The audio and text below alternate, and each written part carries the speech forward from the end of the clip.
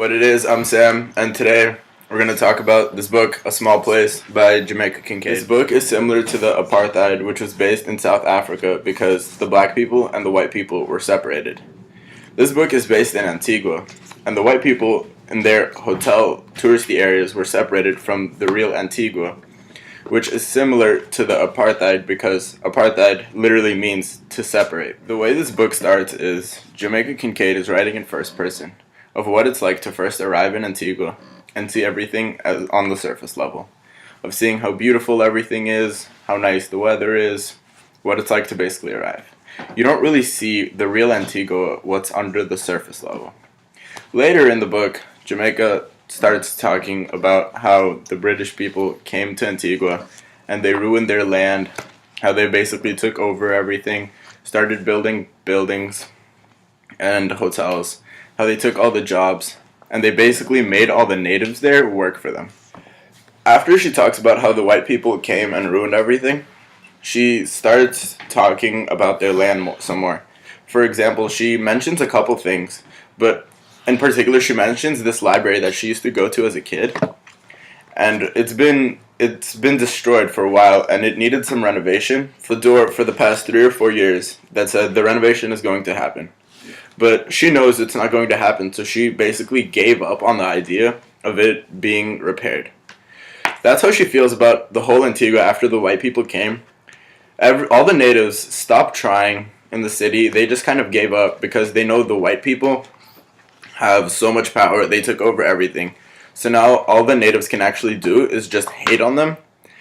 And in the last section of the book, Jamaica is basically talking about how although they're trapped in this island, the scenery is beautiful, and she uses the word unreal because it's really hard to comprehend what's going on, even though the place around you is so beautiful, and those two things just don't contrast with each other. She also talks about how they're related to their ancestors, which were brought as slaves to work in the cotton factories.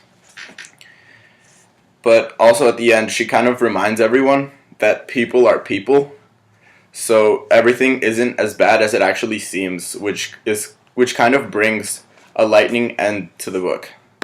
Something important in this book to remember is how Jamaica is being very racist towards the non-natives of Antigua.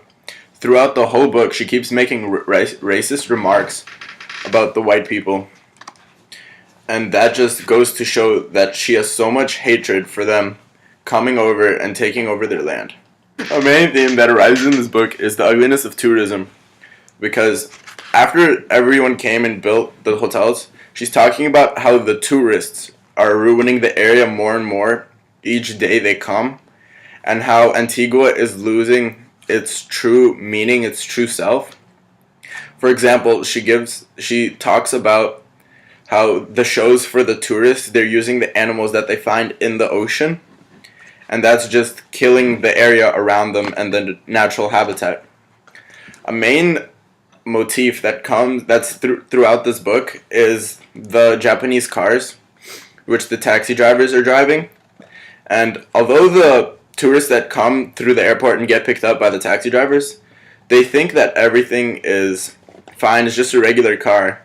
But to the Antiguans, it's something different, because the cars are not actually what they seem. The taxi drivers don't really know what they're doing. They're just using it as cars. They don't know the difference between unleaded gas and regular gas. And they don't take care of their cars, which goes to show how Antiguans also just gave up after being ruined by the white people. My main impression, along with my thoughts on this book, were not that great because, like I mentioned, Jamaica makes a lot of racist remarks and has a lot of hate towards white people.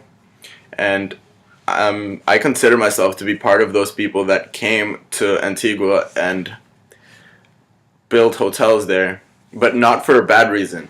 I feel like they did it for good, so they can bring publicity to Antigua and show people what a beautiful place it is, while also allowing them the chance to stay there while they experience the different culture and land. which is why it makes this book kind of hard to understand, because you only see it from one point of view, which is Jamaica's, which makes this book kind of biased.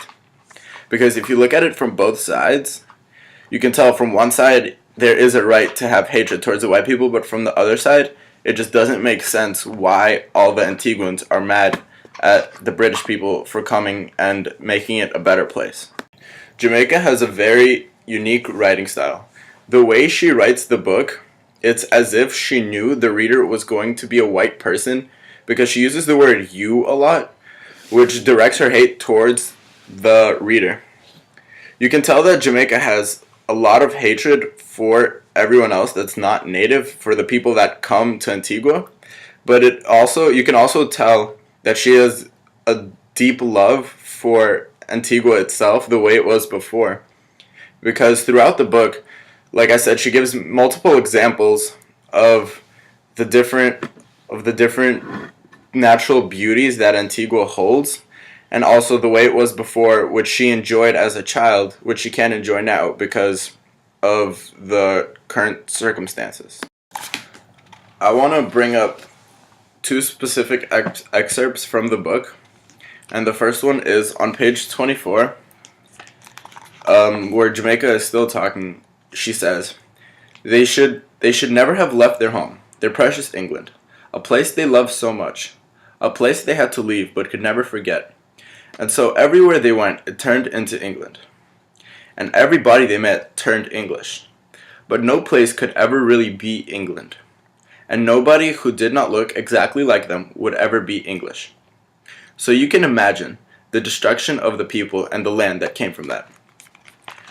So basically what she is saying is that the people that came, the English people, they should have never left, because they are trying to turn Antigua into England, which it will never become. And you can tell she feels very strongly about this, because she mentions the word England multiple times. So, which shows she mentions the word England or English 5 times, which shows that she feels very strongly and she has a hard time understanding all of this, because she keeps basically repeating herself, trying to get her point across that the people that came from England should have never came here and should not try to turn this place into something it will never be. The second quote I'd like to bring up is on page 80. It's the last page of the book, where Jamaica is still talking. She says, "The people in Antigua now, the people who really think of themselves as Antiguans, are descendants of those noble and exalted people. The slaves, of course. The whole thing is, once you cease to be a master, once you throw off your master's yoke, you are no longer human rubbish. You are just a human being, and all the things that adds up to. So too with the slaves. Once they are no longer slaves, once they are free, they are no longer noble and exalted. They are just human beings." Which shows that she lightens up towards the end of the book to give the reader a little understanding that people are just people. And even though she feels so strongly about the British people coming and ruining their lives, she understands that people are just people, and the people of Antigua are also just like the slaves, which aren't slaves anymore, so they should basically get over it and learn to live together. To finish off, I'd like to say that I enjoyed the way the book was written and how she was able to grab my attention and the reader's attention. I just didn't enjoy all the negative things she said, but overall, I think it was a well-written book by a woman who had really strong feelings for something that she loved. So if you'd like to read a book about written by a woman with a lot of passion, you should read A Small Place by Jamaica Kincaid. Did it start?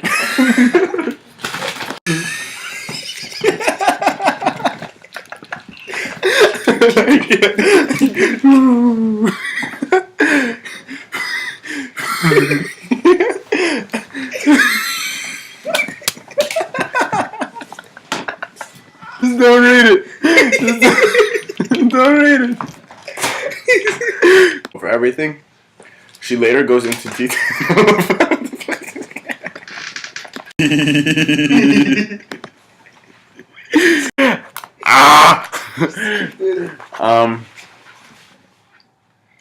many times is she in England? 1, 2, 3, 4, 5.